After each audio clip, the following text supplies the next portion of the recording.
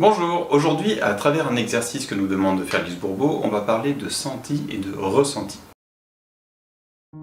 Ce que nous propose de faire aujourd'hui Lise Bourbeau, c'est de penser à 3 situations différentes et dans des contextes différents, éventuellement avec des personnes différentes, et de nous attarder sur le ressenti que l'on a vis-à-vis de ces personnes. Et là, la distinction entre senti et ressenti est importante à faire.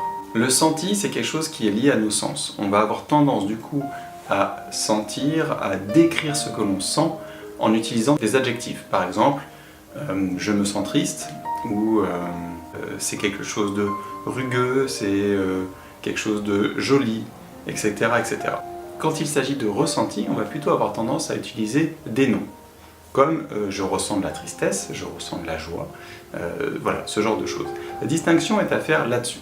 Et en ayant vraiment conscience, parce que ça m'a pas trop aidé au départ, que le senti il est vraiment sur ce qui vient de nos sens. Va être plutôt le côté peut-être un peu intellectuel où on va reconnaître un bruit, on va pouvoir identifier quelle est l'origine de ce son qui est produit. On va le classer en bruit, en son, en machin.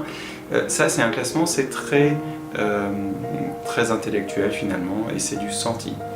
Quand on ressent, c'est qu'on sait qu'il y a quelque chose, c'est comme si on percevait quelque chose. On peut le décrire, on peut le nommer, et ce n'est pas pour autant directement lié à nos sens. Cette distinction faite, choisissons 3 situations différentes et voyons quel est notre ressenti vis-à-vis des personnes qui sont impliquées dans ces situations. Voilà, c'est tout pour aujourd'hui. Je vous remercie d'avoir regardé cette vidéo. Je vous souhaite une excellente journée et comme chaque jour, prenez soin de vous.